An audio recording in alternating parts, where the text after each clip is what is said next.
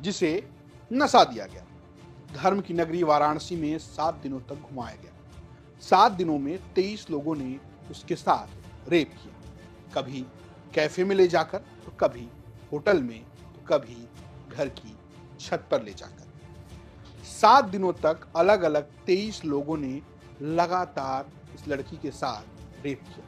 बिल्कुल, ये लाइन सुनकर जितना स्तब्ध आप हैं उतना ही ये। दरअसल ये मामला वाराणसी के लालपुर इलाके का है। कुल मिलाकर पांडेपुर थाने का मामला है। लड़की की मां ने पुलिस से जो शिकायत दर्ज कराई है, उसके मुताबिक जो कहानी उभर कर सामने आई है वो बहुत ही हिला देने वाली है। इसकी शुरुआत होती है 19 मार्च से। पीड़ित लड़की अपने दोस्त के घर से लौट रही होती है। तभी रास्ते में उसे राज विश्वकर्मा नाम का युवक मिलता है। राज उसे लंका में बने हुए अपने कैफे में ले जाता है, जहां उससे पहली बार बलात्कार किया जाता है। इसके बाद अगला दिन आता है, यानी कि 30 मार्च। अब समीर नाम का लड़का अपने दोस्त के साथ बाइक पर आता है और लड़की को उठा ले जाता है। लड़की को ले जाता है, जहां फिर से लड़की के साथ एक बार फिर बलात्कार किया जाता है।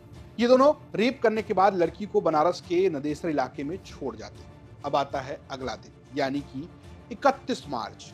31 मार्च के दिन आयुष नाम का लड़का अपने 5 दोस्तों के साथ, यानी कि आयुष और उसके अलावा सोहेल, दानिश, अनमोल, साजिद तथा जाहिर के साथ आता है और लड़की को वापस ले जाता है। और पीड़ित लड़की को इतना नशा दिया जाता है कि उसे चक्कर आने लगते हैं। और उसके बाद ये सभी 5 लोग बारी बारी से लड़की के साथ रेप करते हैं। लड़की चिल्लाती रहती है, लेकिन कोई उसकी एक नहीं सुनता। ये रात गुजरती है और फिर 1 अप्रैल का दिन आता है। साजिद नाम का जो लड़का है वो अपने एक दूसरे दोस्त के साथ इस लड़की को घर ले जाता है। गर्ल्स हॉस्टल के नाम पर लड़की को एक होटल ले जाया जाता है, जहां पर पहले से ही 3 और लोग मौजूद थे। पहले उन्होंने होटल में मौजूदा जो कस्टमर है, यानी होटल में जो कस्टमर मसाज देने के लिए उससे जबरदस्ती करते हैं। और इसके बाद इस होटल में मौजूद एक व्यक्ति जो है वो लड़की के साथ रेप भी करता है। जब लड़की विरोध करती है तो उसे होटल से निकाल कर बाहर फेंक दिया जाता है। जहां निकाले जाने के बाद रास्ते में जब वो जा रही होती है तो इमरान नाम का एक लड़का मिलता है, जो लड़की को जबरन अपनी बाइक पर बिठा ले जाता है और वहां से वो फिर किसी होटल में ले जाता है, जहां लड़की को एक बार फिर से नशा दिया जाता है और फिर एक बार रेप की घटना को अंजाम दिया जाता है। लगती है उसके बाद उसे होटल से वापस बाहर फेंक दिया जाता है। तब साजिद नाम का लड़का अपने 2 दोस्तों के साथ वहां पहुंचता है और वहां से उसे औरंगाबाद के किसी एक गोदाम में ले गया। वहां एक और लड़का पहले से मौजूद था, यानी कि लोग कुल मिलाकर 3 लोग मौजूद थे। साजिद उस जो मौजूद लड़का था उसे जैब नाम से बुला रहा था।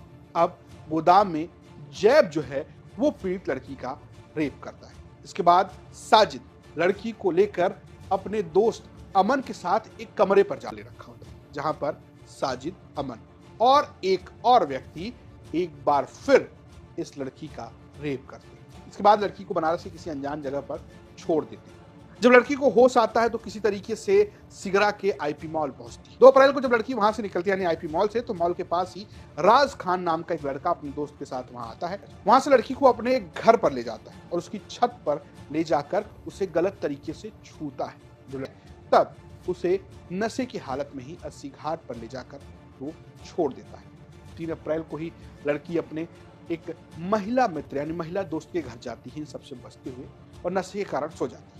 जब वो वहां से निकलती है घर के लिए तो रास्ते में दानिश नाम का एक लड़का मिलता है और वो अपने दोस्तों के साथ लड़की को किसी एक कमरे पर ले जाता है। जिस कमरे पर लड़की को ले जाते हैं वहां पहले से ही सोहेल, सोहेब और एक और व्यक्ति मौजूद होते हैं। लड़की को नशा दिया जाता है और बारी बारी से सभी लोग लड़की का रेप करते हैं। पीड़िता को चौका घाट पर छोड़ देते हैं, जहां से वापस उसी महिला दोस्त के घर जाती है जहां इससे वो पहले गई होती है। वहां से किसी तरीके से वो अपने घर पहुंचती है और अपनी माँ को ये सारी कहानी सुनाती है। जब माँ ये पूरी बात सुनती है तो पुलिस के पास जाती है और पुलिस के सामने वो अपना शिकायत दर्ज कराती है। इसमें 23 लोग के नाम पे FIR दर्ज कराई जाती है। 12 नामजद और 11 अज्ञात लोगों के खिलाफ मुकदमा दर्ज किया जाता है, जिसके बाद पुलिस 6 लोगों को हिरासत में। ये कहना है कि 29 मार्च को सर अपनी मर्जी से गए थे अपने दोस्त के पास में।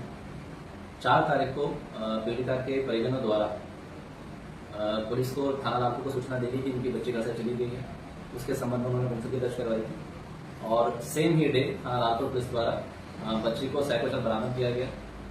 उस दिन ना पीड़िता के द्वारा ना उनके परिजनों द्वारा किसी तरह की कोई शिकायत की गई कि कोई दुष्कर्म हुआ है।